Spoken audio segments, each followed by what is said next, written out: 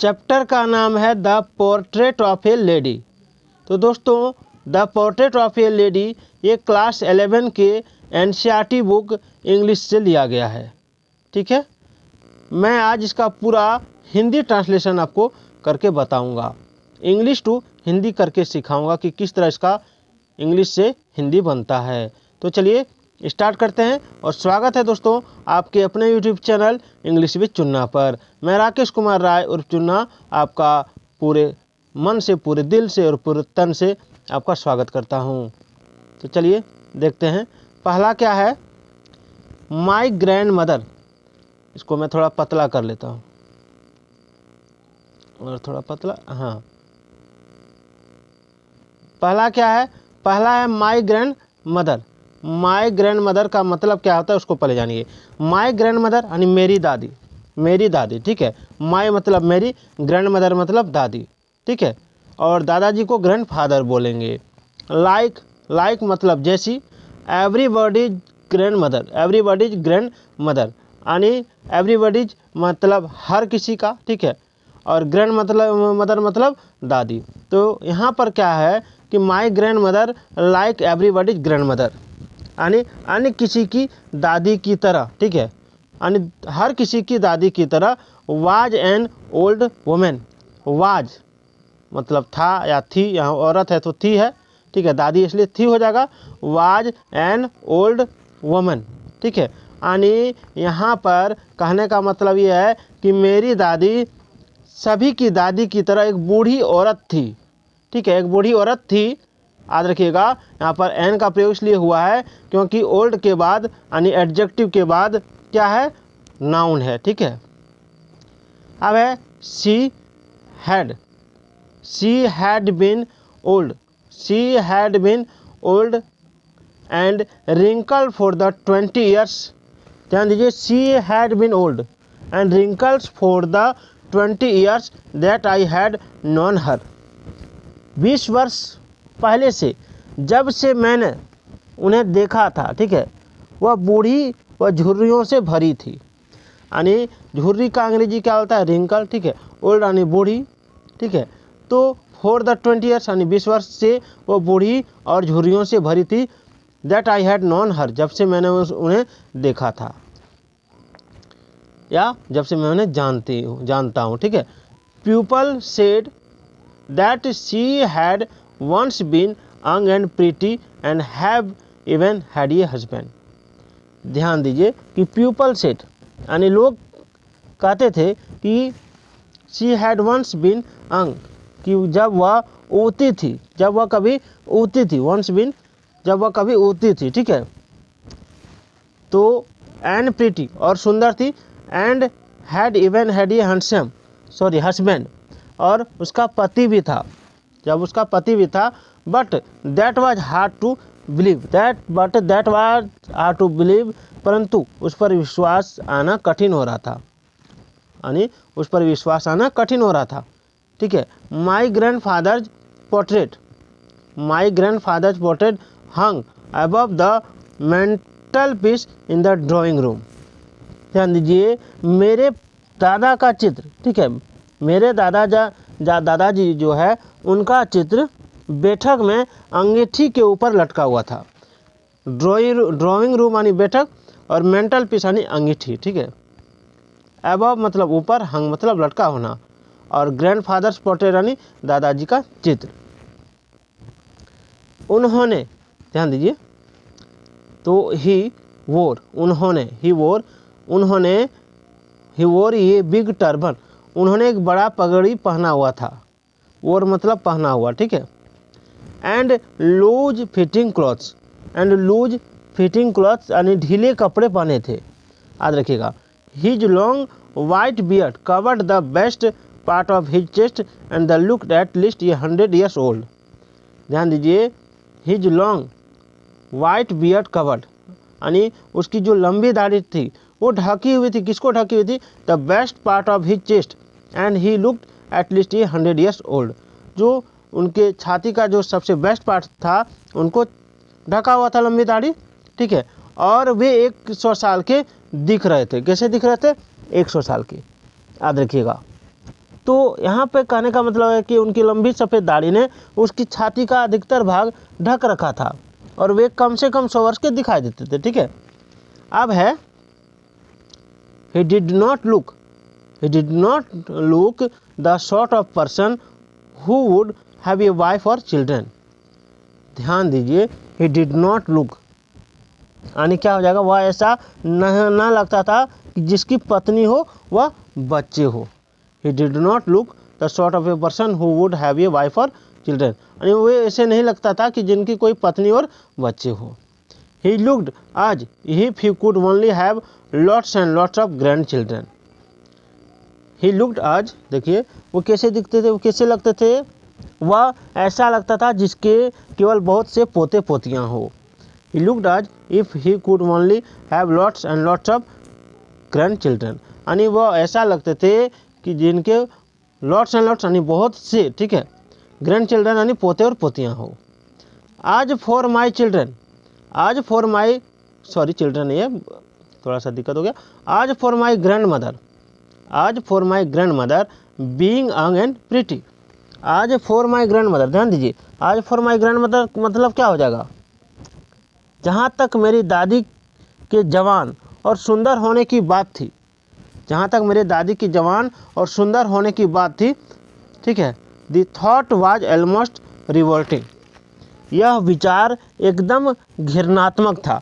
Thought मतलब विचार, ठीक है, ऑलमोस्ट मतलब एकदम और रिवोल्टिंग मतलब घृणात्मक। चलिए आगे बढ़ते हैं। अब है she often told us of the games she used to play as a child यानी जो दादी थी वो हमेशा कहा करती थी कि वो बचपन में किस तरह का खेल खेलती थी। ठीक है, यानी दादी जो है वो हमें बताया करती थी कि बचपन में वो क्या क्या खेल खेला करती थी।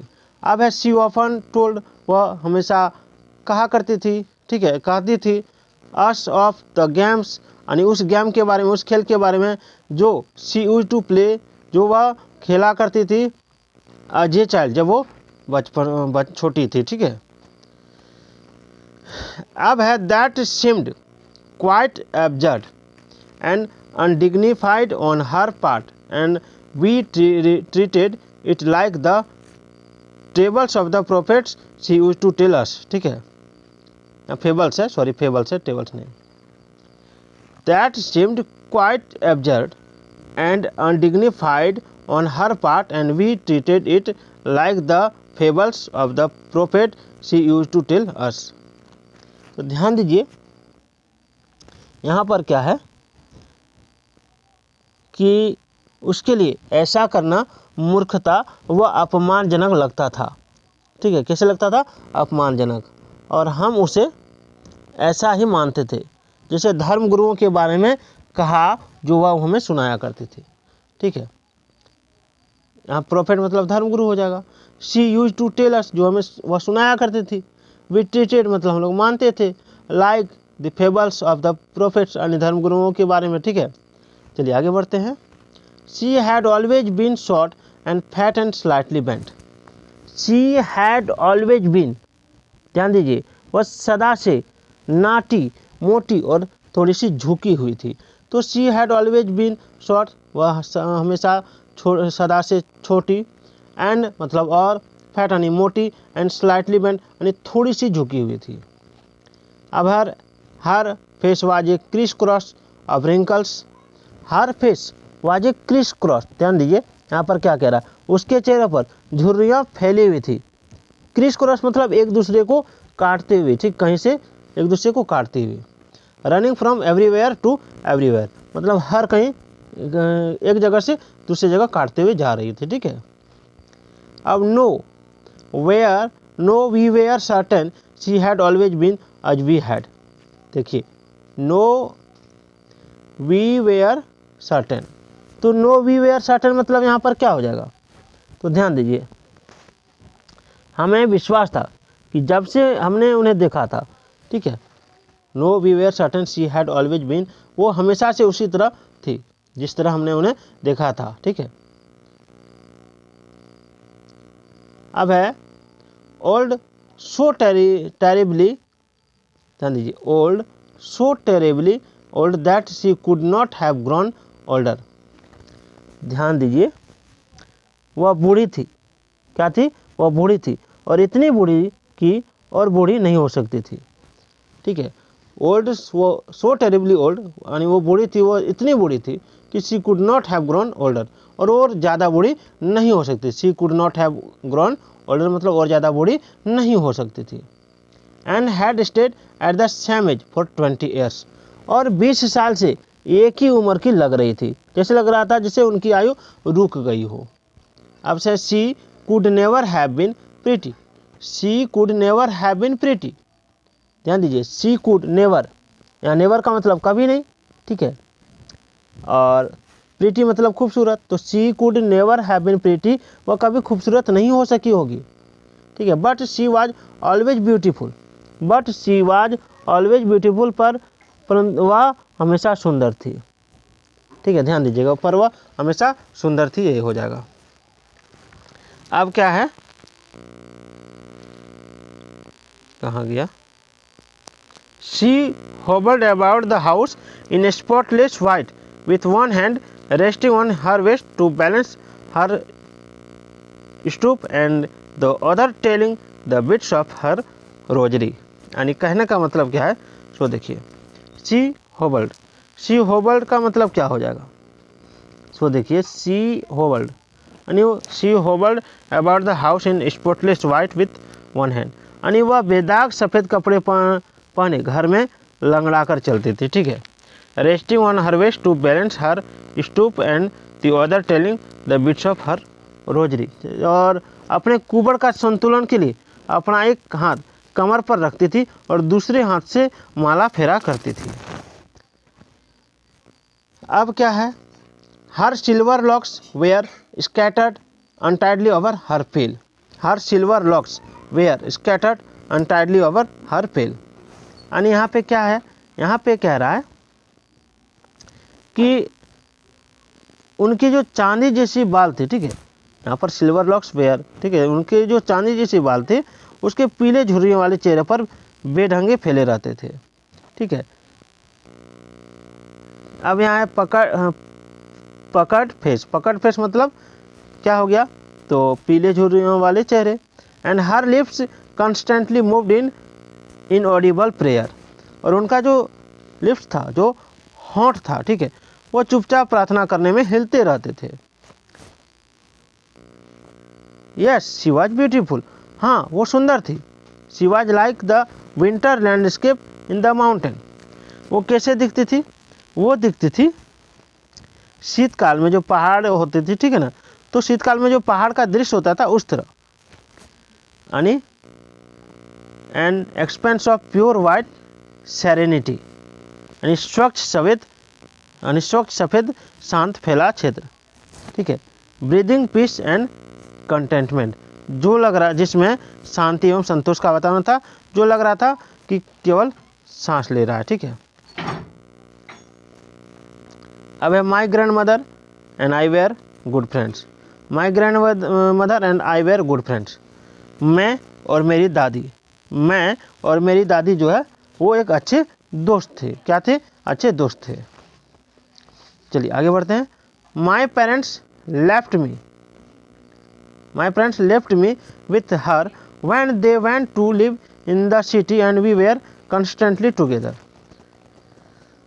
यानी मेरे जो माता पिता थे मुझे छोड़ चुके थे। क्या है, मेरे माता पिता मुझे छोड़ चुके थे। कब छोड़ चुके थे, जब मेरे माता पिता नगर में रहने के लिए चले गए थे और वे मुझे दादी के पास छोड़ गए। ठीक है, अब क्या है, वे हमेशा के लिए, ठीक है, वहाँ यहाँ से चले गए तो हम हमेशा सदा साथ रहते थे। वी वेयर कंस्टेंटली टुगेदर, हम दादी के साथ हमेशा रहते थे। ठीक है, अब क्या है, अब है she used to wake up me, she used to wake me up in the morning, वो मुझे सुबह जगाया करती थी, वो मुझे सवेरे उठाती थी। ठीक है, and get me ready for school, और मुझे स्कूल के लिए तैयार करती थी। ठीक है, she said her morning prayer in A monotonous sing song while she bathed and dressed me in the hope that I would listen and get to know if it by heart। अब ध्यान दीजिए क्या कह रहा है कि जब वह मुझे नहलाती थी, she said her morning prayer, जब वह मुझे नहलाती थी और कपड़े पहनाती थी तो अपनी प्रार्थना नीरस ढंग से गाती थी। ठीक है, अपनी प्रार्थना कैसे गाती थी? नीरस ढंग से, मोनोटोनस मतलब नीरस ढंग से। ठीक है, तो उस समय इस आशा से कि सुनकर मुझे भी याद हो जाएगी, इस आशा से। ठीक है, ताकि दैट, देखिए इन द होप यानी इस आशा से, दैट आई वुड लिसन, मैं उसे सुनूं, and get to know it by heart, और मुझे यह याद हो जाए। आई लिसन, मैं सुनता था, बिकॉज, क्योंकि, आई लव्ड हर वॉइस, मैं उनकी आवाज़ को पसंद करता था, but never bothered to learn it, but never bothered to learn it. ठीक है, मैंने इसे कभी याद करने की परवाह नहीं की, बॉदर्ड माने परवाह। Then she would fetch my wooden slate which she had already washed and plastered with yellow chalk. Then she would fetch my wooden slate. ठीक है, फिर वह मेरी लकड़ी की तख्ती, स्लेट यानी तख्ती, जिसे उसने पहले मुल्तानी मिट्टी से लेपा हुआ होता था। ठीक है, उस समय पहले क्या होता था? मुल्तानी मिट्टी से उसको लेपा हुआ रहता था। उसके बाद यहाँ क्या, ये tiny earthen ink pot and ये रेड पेन। तो यहाँ पे जो है, ठीक है, एक छोटी सी मिट्टी का दवात और सरकंडे की कलम लाती थी। ठीक है, याद रखिएगा। And tie them all in A bundle, और उन्हें बांध देती थी। क्या करती थी? एक साथ मिला के बांध देती थी। इसमें बांधती थी तो बस्ते में। ठीक है, and hand it to me, और मेरे हाथों में से दे देती थी। अब आफ्टर ये ब्रेकफास्ट ऑफ ए थिक, ठीक है, आफ्टर ये ब्रेकफास्ट ऑफ ए थिक, ध्यान दीजिए, आफ्टर ये ब्रेकफास्ट ऑफ ए थिक, फिर एक जो मेरी ब्रेकफास्ट होती थी, ठीक है ना, उसमें stale chapati with a little butter and sugar spread on it, उसमें क्या करती थी कि बासी रोटी, ठीक है, और उसमें थोड़ा सा मक्खन लगा के और चीनी को छिड़क के उसमें दे देती थी। वी वेंट टू स्कूल, फिर हम लोग स्कूल जाते थे। She carried several steel chapatis with her for the village dogs, और वो क्या करती थी कि गांव के जो कुत्ते होते थे उसके लिए बहुत सारे बासी चपाती ले जाते थे और उसे वो खिलाती थी। ठीक है, अब my grandmother always went to school with me because the school was attached to the temple. मेरी दादी हमेशा मेरे साथ स्कूल जाती थी। क्यों? क्योंकि जो स्कूल था, ठीक है, स्कूल के पास कोई मंदिर था। देखिए, मेरी दादी सदा मेरे साथ स्कूल जाती थी क्योंकि स्कूल मंदिर के साथ लगा हुआ था। ठीक है, अब क्या है, दी प्रीस्ट यानी पुजारी टॉट अस द अल्फ़ाबेट, पुजारी जो है, ठीक है, हमें वर्णमाला सिखाते थे, एंड द मॉर्निंग प्रेयर, और प्रार्थना भी सिखाता था। While the children set in row on either side of the veranda, जिस समय बच्चे बरामदे में दोनों ओर बैठे मिलकर वर्णमाला और प्रार्थना, सिंगिंग द अल्फ़ाबेट और द प्रेयर इन ए चोरस, वर्णमाला और प्रार्थना गाकर बोलते थे। ठीक है,